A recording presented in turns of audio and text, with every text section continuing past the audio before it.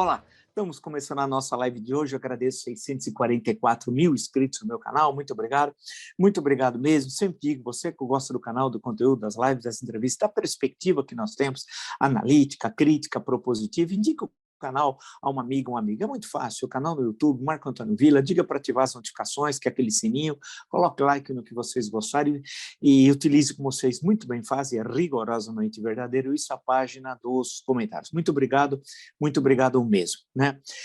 Lembro também que nós postamos as duas últimas entrevistas com o Dr. Gonzalo Vecina, primeiro o presidente da Anvisa, né? O título é A Pandemia Não Terminou, tem questões bastante importantes que o Dr. Vecina destaca na nossa entrevista, e ontem postamos um debate, uma conversa-debate, vamos chamar assim, excelente, né?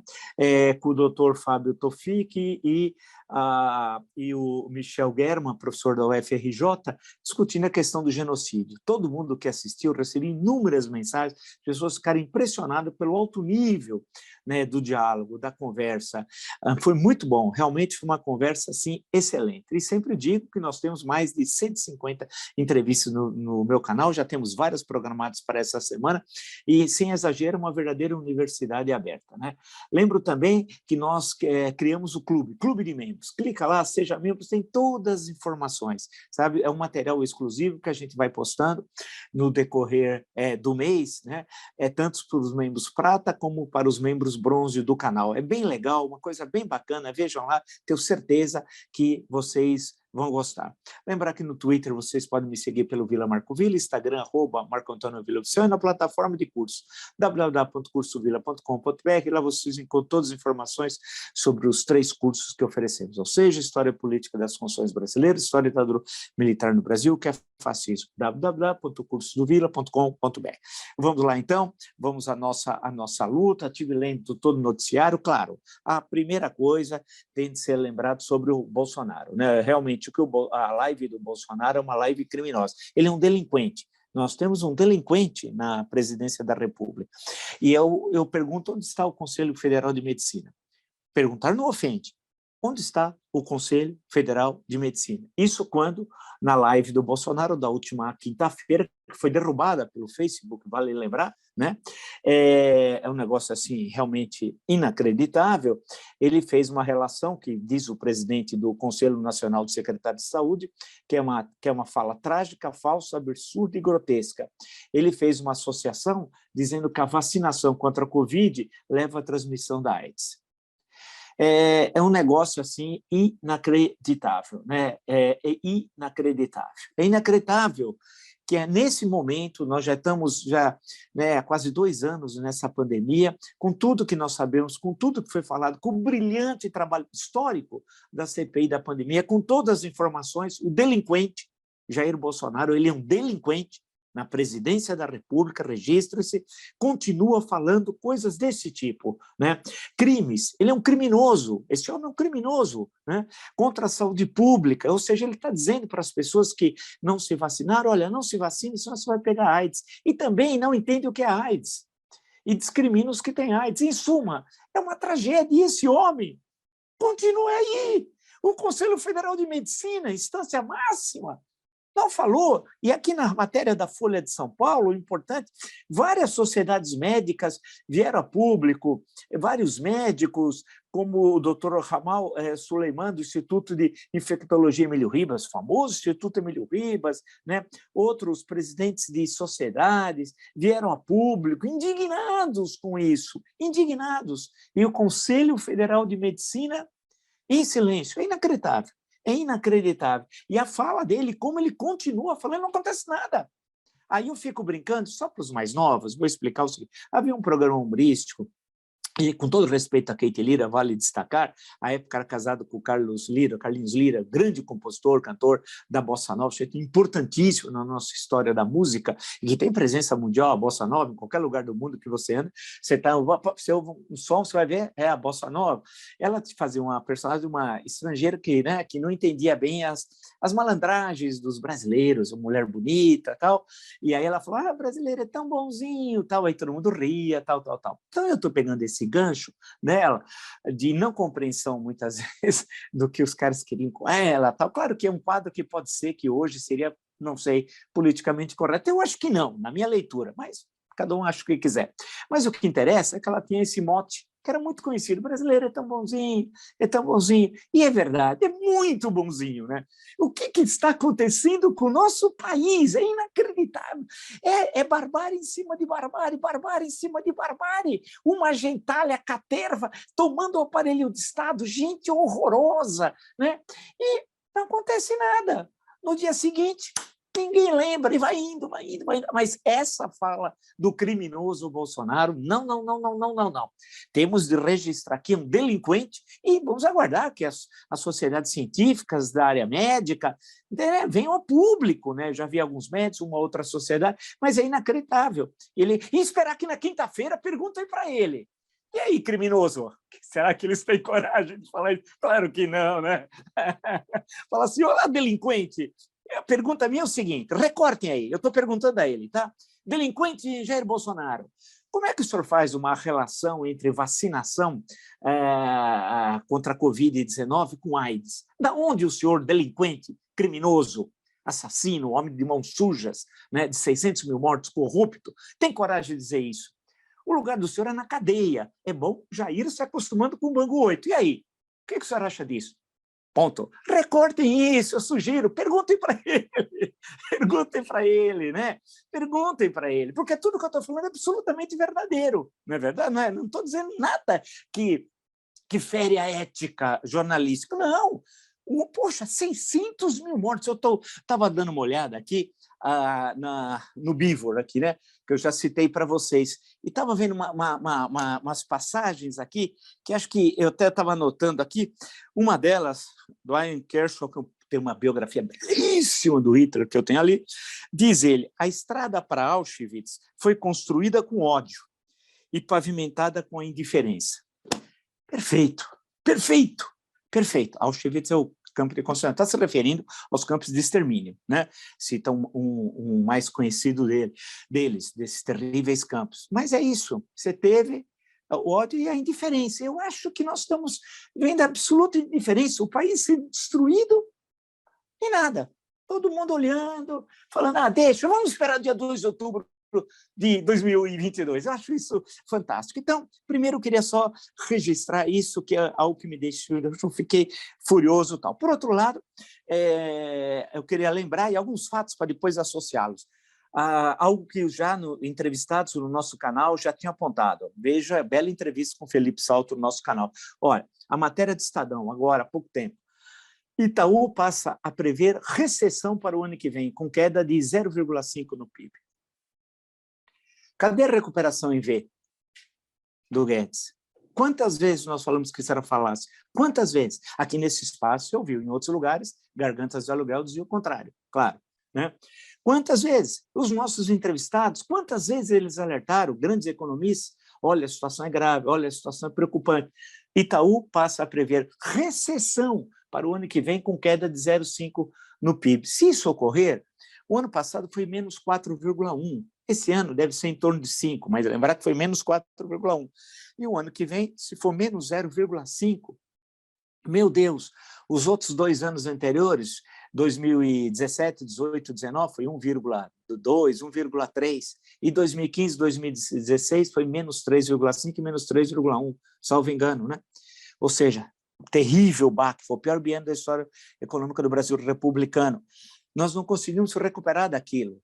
Na verdade, se tivermos esse cenário, é o fim, hein? É o fim. E é o Itaú que está falando, gente séria, né? Gente séria. Agora vamos pegar o outro lado do sistema financeiro. Especuladores. Dono do BTG fala como influencia políticos e Banco Central e compara impeachment de Dilma, golpe 64. Em áudio vazado, André Esteves defende Centrão como moderador de maluquice de direita ou esquerda. Bem, primeiro, esse elemento já foi preso. Já foi preso. Preso. André Esteves. Em termos históricos, é um beócio. Não tem nada a ver o impeachment da Dilma com o golpe de 64. É um beócio. E mais beócio ainda em termos de análise de conjuntura política. O beócio, que é considerado um gênio, viu? Olha o nível do Brasil. disse que Centrão é moderador de maluquice de direita e esquerda. Centrão destrói os princípios básicos de uma política republicana, justamente o inverso disso. Esse senhor, aí é demais. O que foi revelado, eu fiquei atônito. Esse indivíduo falando com o presidente do Banco Central, o senhor Roberto Campos Neto. Estão dialogando sobre juro e por tabela câmbio. Meu Deus, não há conflito de interesse. Ele é um banqueiro, ele está fazendo o dele, sem princípios. Um beócio na política, mas esperto na economia. Mas não é banqueiro no sentido de responsabilidade social. Isso é zero. É zero. É alguém que está vendo seus interesses. País, que se lixe, mas é esperto em cooptar políticos. Vira diretoria. Né? Meia palavra basta, não precisa nem mais à frente. Mas não precisa nem mais à frente, porque eu conheço a turma. Indo em frente, esse cidadão, como ele pode, alguém, um presidente do Banco Central, que é do interesse público, o outro é do interesse privado, conversar sobre juro, câmbio, etc. Não é possível, cara. Não há conflito de interesses. Em outros momentos, o presidente do Banco Central pegava o chapéu, o boné, o que fosse, e picava a mula. Porque é vergonhoso isso. Não. E o outro, o Esteves, esse jogo bonzão. Chega, se reúne com 30 pessoas, segundo, e começa a falar, e todo mundo ri. O Arthur me ligou. Quem é o Arthur? Não é o rei Arthur. Que ele nem sabe quem é. É Arthur Lira, que ligou para... O que é isso? Quer dizer, o presidente da Câmara se ajoelha para um elemento desse que já foi preso. E todo mundo lá incensando esse elemento. Isso aqui é elemento. Para mim não é cidadão, é elemento. Inacreditável. E não há conflito de interesse. E o Brasil acha isso normal. Alguém vai dizer, ele é esperto. É capaz. É capaz. É inacreditável. E conversa, e está aqui tudo. E aí ele fica batendo papo sobre juros, não sei o quê, lá. Não pode. Não é possível isso, né? Com o presidente do Banco Central. E por quê? Porque ele vai lucrar com as informações que ele vai receber do presidente do Banco Central. É inacreditável. Onde nós chegamos? E não acontece nada. O brasileiro é tão bonzinho. Aí eu fui. Hoje foi o dia, viu? Aí eu fui, olhei no Globo. Falei, vamos ver, Damares é uma das coisas mais horrorosas, né? Logo ela vai para a lata de lixo da história. Damares levou 7 parentes de Michele Bolsonaro em voo da Fábio para São Paulo. Em nome de Jesus, Deus no comando. Avião foi solicitado para ir a evento do governo e à noite ministra e primeira-dama foram à festa de amigo influencer, que é um maquiador. A gente tem de rir, né? Isso aqui é pior que a República Dominicana na época do Trujillo. Pior. É inacreditável.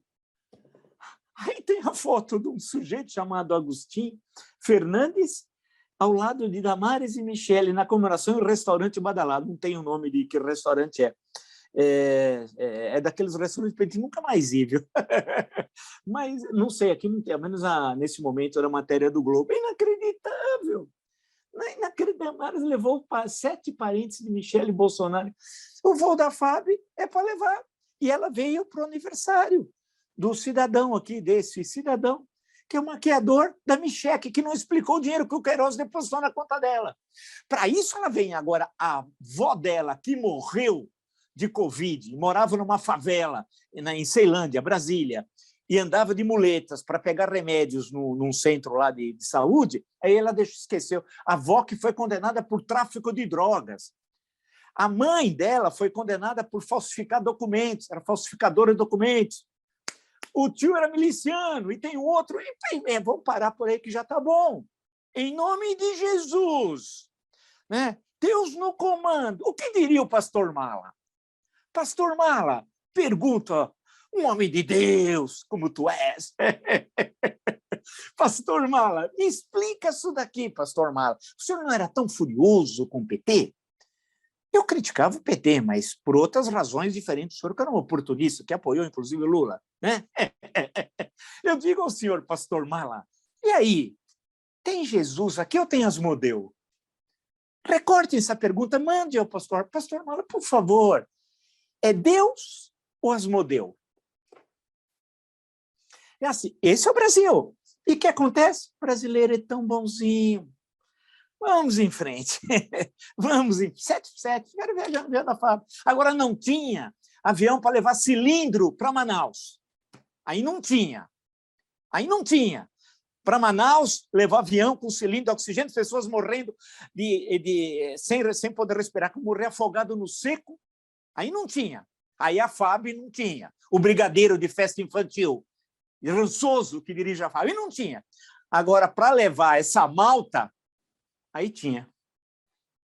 Em nome de Jesus, Deus no comando. Só para ver o que é o Brasil. Vai vendo, Brasil, como diz o Alberto Roberto, lá da CPI, o senador de Rondônia, o Alberto Roberto. Vamos lá, vamos vendo tudo isso daqui. Né? Agora, depois de... Aí, eu vi também que o Bolsonaro, entrevistado numa rádio, evidentemente, são todos garganta de aluguel. Em todo lugar que ele fala é garganta de aluguel, ponto. Tudo bem? Ponto. Aí, o Bolsonaro disse, está subindo o preço dos combustíveis e tal. Inclusive, os caminhoneiros, com toda razão, estão desesperados, né? Porque a gasolina subiu, nesse ano, 73%, e o óleo diesel subiu 65%. Não há nenhuma relação entre os preços internacionais e a disparada dos preços aqui. Porque quando ocorre o inverso, queda dos preços internacionais, também não tem nenhuma relação com a queda dos preços aqui, que não há. Não é verdade? Então, você tem de ter um fundo, alguma coisa que equilibre essas oscilações, como em outras vezes já teve no mercado internacional. Ponto. Ponto. E a Petrobras tem esse papel também, ponto. É isso. Mas não, tem lá um general de fancaria, típico do Exército Brasileiro, de parte do Exército ou menos, não vamos falar de todo, mas de parte, um general de opereta, parece o Exército Brancaleone, né, de ópera bufa, né, ganha 260 mil reais por mês. Deve ser um problema você gastar 260 mil reais por mês, ou não? Deve dar trabalho, hein? Coitado, ele não é difícil. Vamos ver o lado positivo. O generalzinho de ópera bufa, né? É difícil gastar 260 mil. Coitado, é uma missão de Caxias, aí não dá para falar em nome de Jesus, Deus do comando. Aí é Caxias, eles falam. Nem sabe o que é Caxias. O Luiz Alves de Lima e Silva paga o pato sem saber. Paga o pato, ou o pai também paga o pato. Eles nem sabem, você imagina. Eu queria ver se esse senhor siga o Caxias, vai lá à Guerra do Paraguai, vai ver o que é guerra, vai à Batalha de Humaitá, por exemplo, vai ver o que é bom para tosse. Eles não, ele está lá na Petrobras, você imagina, 240 mil, ele deve estar falando assim, pague o preço do gás que vocês quiserem, óleo diesel, gasolina, tô nem aí, né? Brasileiro é tão bonzinho, né? E aí o Bolsonaro, o beócio mor da República, diz o seguinte, vamos privatizar a Petrobras, mas o que tem de ver uma coisa com a outra? A Petrobras é uma luta histórica do povo brasileiro, que levou a 3 de outubro de 53, pela Lei 2004, quando ela foi promulgada pelo presidente Getúlio Vargas. Foi uma luta, e de militares nacionalistas, não de militares traidores da pátria. É outra coisa, militares nacionalistas. O primeiro presidente da Petrobras foi um militar. E aí tem toda a história da Petrobras na pesquisa de petróleo, aqui, na terra de Pindorama, aqui, descoberta por Cabral. E foi uma luta, porque há muitos diziam que não tinha petróleo, vamos lembrar, né? Não tinha petróleo, então aí foi achado petróleo, depois foi a plataforma submarina e assim por diante. Teve toda uma longa luta histórica até chegar ao pré-sal, tal. E o Brasil, durante muito tempo, importava 70% do petróleo que consumia. Por exemplo, você pega a crise dos 2 choques dos anos 70, foi terrível, né? Lembrar tudo aquilo, do primeiro choque e o segundo choque, né? Um primeiro tem a ver com a guerra do Yom Kippur, né? E aí o segundo ainda na própria década de 70, que afeta duramente a economia brasileira. E aí tem essa grande história. E a importância dela na cadeia da economia brasileira, que é fundamental, a sua ligação com empresas, desenvolvimento do setor de serviços, universidades, centros de pesquisa, laboratórios. Isso é fundamental para a segurança do país.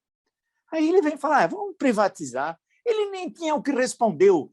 Ele é um beócio, um mandrião, ele não trabalha, preguiçoso. brasileiro é tão bonzinho, ele continua lá. Ele deu a resposta quando ele podia falar qualquer coisa. Sabe por quê? Não há opinião pública. Não há opinião pública, é isso. Porque se tivesse o que se conhece historicamente como opinião pública, você teria resposta. Não há. Não há. E aí, lembrar, por exemplo, eu fiz questão até de lembrar a questão do contrato de risco, em 1975, no segundo semestre, né, quando Ernesto Geisel, presidente da República, veio com os contratos de risco, era uma tentativa de enfrentar o primeiro choque de petróleo, aí vinha empresas estrangeiras para também pesquisar, no fim acabou isso não dando certo, mas o choque que foi o Geisel tinha sido presidente da Petrobras durante o governo Médici, e lá atrás foi do Conselho Nacional do Petróleo, sabia o que significava isso na história do país, mas agora a gente tem um terrorista que saiu do Exército com desonra na presidência da República, que recebe continência dos militares ali, em troca de grana, todos ganhando muito, são centenas de militares, centenas que estão no aparelho de Estado, e todos recebendo salários muito bons. Claro que acho que o que recebe, o filé mignon, a cereja do bolo, é o grande general da Petrobras. Que homem combativo, hein? Homem sério, homem treinado para matar, o homem da guerra, defender a pátria. R$260 mil. Bem, vocês verem como é. Enquanto isso, as pessoas invadem caminhão de lixo para comer. Para comer. Olha a preocupação social do senhor Lula. E ele disse assim, não tem nenhum problema que o gás sobe e tal. As pessoas cozinhando com carvão vegetal e lenha. Vendem o fogão porque não usam mais o fogão, porque não tem dinheiro para pagar o botijão. E o representante de Caxias, o falso representante de Caxias, ganha R$260 mil. E o capitão terrorista diz, isso não é comigo. Brasil, Brasil, meu Brasil, brasileiro, né? Meu mulato insoneiro, vou cantar o Ari Barroso aqui, né? E vai, e vai. Brasileiro é tão bonzinho. Aí aparece o Paulo Guedes, né? Nós vimos no final de semana ao lado do capitão terrorista, saiu do exército com desonra. Aí falando as maiores bobagens, dizendo o oposto que disse o ano passado sobre o mesmo assunto. Oposto. E sem nenhum problema. Sabe por quê? Ninguém tem memória. Ninguém tem memória, pode falar qualquer coisa, que ninguém está nem aí. Ninguém está nem aí. Então, e ninguém perguntou do offshore, só eu que fico lembrando, hein?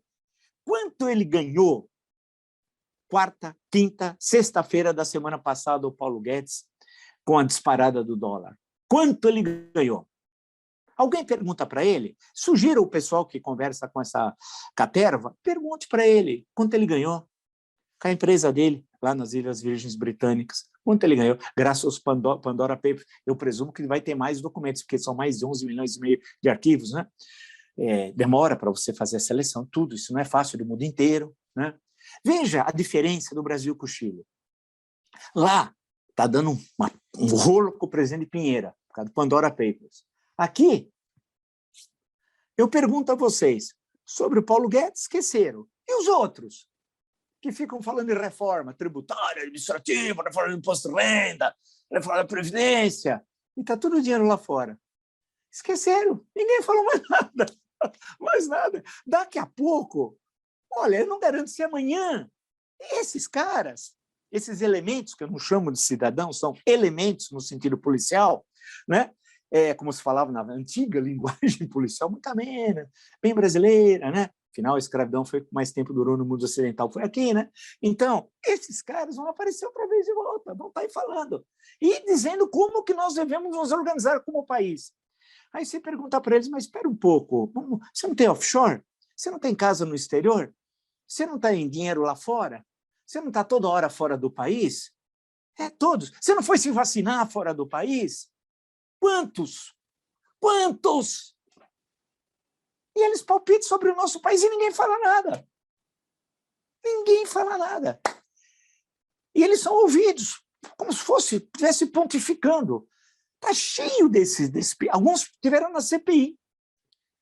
Tem um deles, aquele que está me enchendo a paciência, que viu, né, que recebeu uma boa resposta, com uma educação, com uma cidadania, com uma humanidade, do senador Fabiano Contarato. Foi brilhante aquele dia. Aquele dia, senador Contarato, lavou minha alma.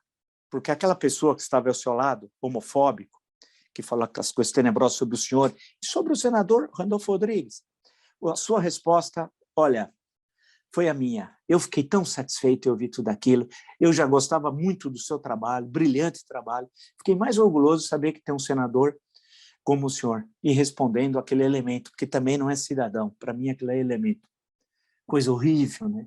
Saber que essas pessoas estavam aí, porque você vai perguntar onde eles estavam nos últimos 30 anos. Tem razão, eu me pergunto também. Estavam aqui, mas nas bordas, nos extremos, porque não era nada. A conjuntura de 2018, que eles se aproveitaram do movimento legítimo do impeachment, democrático, republicano, houve um vazio, eles ocuparam. E aqueles que nada fizeram, que ao invés de ver a democracia das ruas, a defesa da república, de valores democráticos, entrou o extremismo nazifascista bolsonarista. Eles ocuparam esse espaço. E deu no que deu. Que esse terrível momento que deu no 2018, que não vai repetir em 2022. Como eu sempre digo, foi um ponto fora da curva na nossa história político-constitucional, especialmente a partir da promulgação da Carta de 88. É um outro momento. Então, aquele que o senador Contarato falou, fiquei muito satisfeito. Veja a entrevista dele no nosso canal. Satisfeito, não de sentido de vingança, para mim isso é zero, sentimento de justiça, de humanidade, de pertencimento. Nós somos brasileiros, esse é o nosso país, não é dessa caterva aí. Esse é o nosso país. Eles não têm identidade nenhuma conosco. Sabe, eu estava ouvindo um pessoal da América do Sul, gente, como diria Hélio Gaspari, do andar de cima, e eles não têm mais sentimento de pertencimento nacional dos seus países. Não vou falar quais aqui. Eu ouvi, eu fiquei ouvindo. Falei, mas pera um pouquinho, o que é isso? Mas não tem. E sabe que eu achei que era um fenômeno não só daquele país, mas é um fenômeno da América do Sul, não sei se da América Latina, mas parece ser um fenômeno da América do Sul, ao menos. Não tem mais noção de pertencimento nacional o andar de cima. O andar de cima está olhando, não para a Europa, eles olham, eles acham uma maravilha os Estados Unidos, aquelas loucuras do Trump, eles acham tudo aquilo, no fundo, uma maravilha. O sonho deles é aquilo, inclusive que está fazendo cortes no eleitorado de vários países, vocês estão acompanhando, né? De estados, perdão, quando eles estão diminuindo o colégio eleitoral, né? Recortando, tirando latinos, negros, etc. Tal, fazendo coisas terríveis, terríveis que está acontecendo nos Estados Unidos. E eles acham tudo aquilo uma maravilha, né? Tudo aquilo, aquelas coisas, aquela coisa bem brega, eles acham tudo aquilo fantástico. Uma vez eu ouvi um falar, aqui não tem Código de Defesa do Consumidor. Isso é progresso? Eu não entendi, era sinal de progresso. Aí eu diria a ele, olha, não tem o SUS aí, né?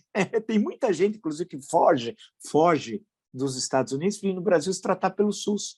São os mesmos que falavam mal do Estado brasileiro. Na hora que a corda apertou, veio correndo para cá se tratar de graça, graças à sua contribuição, à minha contribuição, à nossa contribuição. Aí você vê o que é hipocrisia, né? Então, essa elite perdeu o sentimento. Eles não têm mais nada a ver conosco. Agora, eu não aceito que eles venham palpitar sobre o país que não é mais deles, né? Não é questão de divergência, de conviver com a adversidade, não. Eles não têm mais a ver conosco. Eles, puxaram o carro, como se falava na linguagem do ABC dos anos 60, na linguagem popular, puxaram o carro, estão nem aí conosco. Se o país afundar, eles vão embora. Se tiver, infelizmente, a previsão que o Itaú faz, o Itaú é responsável, todo o Conselho Econômico aqui, do banco falando menos 0,5, esse pessoal, você acha que o André Esteves vai estar preocupado com isso e a diretoria do banco? Vocês acham? Vocês acham que toda essa turma que está aí especulando com a miséria do povo brasileiro vai ter alguma... Eu ouvi o Guedes falar hoje, onde eu estava na hora do almoço, eu vi o Guedes falar, aí vai se perder. Em certo momento ele fala, 8 bilhões vai sumir. Não some, seu Guedes. Se sobe a taxa de juros e você é obrigado a rolar a dívida todo dia, vai subir a taxa de juros da dívida do governo. Esse dinheiro vai para quem? Não é para o Espírito Santo, em nome de Jesus! Deus no comando, não. Vai para os rentistas. O dinheiro não some, ele sai do lugar e vai para outro. Evidente. E ao tirar o dinheiro do governo, você está dinheiro que poderia ir para programas sociais, está tirando dinheiro daquele que está abrindo o saco de lixo para, junto com a sua família, comer. No saco de lixo, restos de comida. É isso. Esses aí vão estar preocupados Por isso que o sonho deles, até eu pus como título do nosso encontro hoje, escrevi aqui há pouco antes de começar, o sonho do delinquente Bolsonaro é que nós joguemos Round Six. Eu assisti, claro, acho que você assistiu. Um dia eu vou comentar a série coreana, né, da Coreia do Sul, muito interessante, que tem muitas... Deve continuar, né? Claro, pelo jeitão como termina, tem um jeito de ter a parte 2, né? Mas só falta falar batatinha frita, 1, 2, 3. Eles querem o sonho, e é um banqueiro, hein? Né? Desculpe só falar, né? Mas não vou dar um spoiler aqui, mas é um banqueiro, né? Que monta tudo aquilo. É isso, eles querem isso. E o Bolsonaro, o sonho, é isso. Nós estamos endividados, sem futuro, sem presente, sem futuro. Né? E vamos lá, vamos para o desespero, porque vai ter desespero no Brasil, vai ter caos social.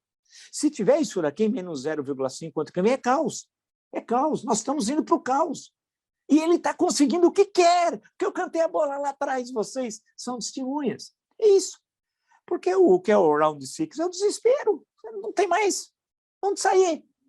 Né? Veja, a menina que veio da Coreia do Norte, né, naquela situação toda, o outro lá que fez a fraude financeira, o outro que perdeu o emprego lá de uma empresa, o outro trabalhador estrangeiro, o paquistanês lá que não recebeu o salário e teve acidente aqui de trabalho, tal. Aí são os deserdados, mas mais do que os deserdados, eles estão condenados pelo sistema. Isso, não tem mais saída, destruíram tudo. Para eles, não existe aquela beleza dos grandes prédios de Seul, o Rio despoluído, né? Que se fala sempre o metrô, não sei o quê. Não. A realidade é essa, né? Terrível. E o Bolsonaro quer isso. No fundo, ele quer que nós joguemos isso. Batatinha frita, 1, 2, 3. E vai ser o desespero para olhar, ver aquela bola cheia de dinheiro. É isso. Mas é o desespero aqui nosso diferente, que é o desespero da comida. Metade da população tem insegurança alimentar. Em outras palavras, a palavra é bonita, não tem, com certeza, não sabe se vai almoçar ou jantar. É isso. Né? Isso é muito sofisticada a expressão. É isso. Que dia, hein? Amanhã temos CPI encerrando seus trabalhos e aprovando o relatório. Vamos ver. Aí nós vamos ter ali tudo fundamentado, os crimes da quadrilha Bolsonaro, e são dezenas, hein? E são dezenas. Estava lendo aqui, pegando um trecho que eu estava repassando o livro e vendo as minhas anotações do Bívora, que é belíssima, Segunda Guerra Mundial, é uma história militar. Mas como que o massacre da solução final, entre aspas, dos judeus, a partir de 42 especialmente, como aquilo se envolve muita gente, no sentido de se espalhar a ação assassina de Estado, né? Entre membros do Exército, SS, todos os setores do Estado nazista. Quanto mais você espalhar os que participam da solução final, melhor. Até na hora que vem a conta, né? A conta, entre aspas, é o final da guerra, e aí os julgamentos, que são muito poucos que foram julgados, muito poucos, porque outros vão dizer, né, que cumpriram as suas tarefas. Né? Vamos lá, o Eichmann em Jerusalém. Né? Quem é o Eichmann? O Eichmann está aqui no livro, inclusive, participando das reuniões decisivas, né? Cuidando do transporte dos prisioneiros. Qual era a reclamação do exército alemão? Sabe qual era? Eram duas. Uma, que a solução final tirava cérebros judeus da indústria de armamentos. Né? E dois, que estava congestionando as vias ferroviárias e dificultando o transporte de tropas. Ponto. É isso. É isso. É isso. É incrível, né?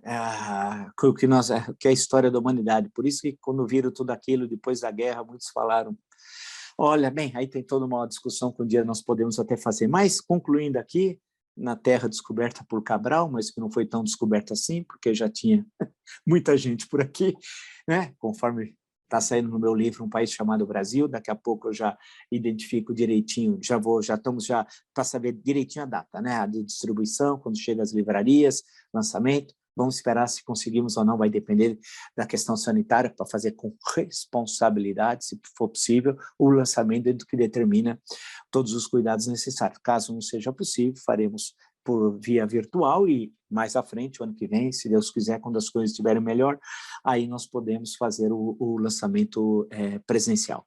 Mas é isso, eu quis hoje foi um conjunto de questões e que eu fico indignado de assistir, de ver tudo isso, e ver que as pessoas esquecem tudo muito rapidamente, ninguém fala nada, né? E o tempo passa, né? E você vai... Por isso que hoje eu fiz questão de lembrar várias vezes o Fernando Brant, grande letrista da música popular brasileira, né? Um dos mais importantes letristas, e quando ele... Aquela passagem lá, a minha arma é o que a memória guarda, ele fala lá dos tempos da Panera, tal, né? Que é uma das músicas mais bonitas, eu conversando no bar, né? E é isso, nós temos não poder... eu acho que a nossa tarefa aqui é a palavra de ordem, não esquecer. Não esquecer, não esquecer, não esquecer. Não esquecer os crimes do Bolsonaro, não. Não esquecer a pandemia e a tragédia da pandemia, não. Não esquecer todos aqueles que colaboraram com a pandemia, com os assassinatos premeditados pelo homicida Jair Bolsonaro. Não esqueceremos, não esqueceremos. É isso.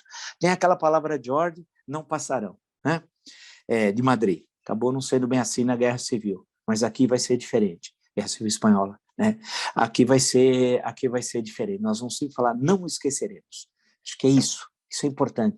A memória é uma arma que a gente guarda. Arma no sentido de memória, de diálogo, de reflexão de humanidade, não no sentido dos nazifascistas bolsonaristas, que para ele é arma no sentido de morte. Nós não queremos, eu não quero, tenho certeza que vocês também não, a morte, queremos justiça. Eu quero Jair Bolsonaro na cadeia, e não só ele, todos os que participaram da maior tragédia sanitária da história do Brasil. Se você gostou dessa e de tantas outras lives no meu canal, está entre os 644 mil inscritos, muito obrigado mesmo. E sempre digo, se você gostou desse canal, dos conteúdos, das entrevistas, são tantas plurais, né? Você indica, se você já está inscrito, indica o canal a um amigo, uma amiga, é muito fácil, canal no YouTube, Marco Antônio Villa, diga para ativar o sininho, que são as notificações, coloque like no que vocês gostarem, utilize, como vocês muito bem fazem, a página dos comentários, né?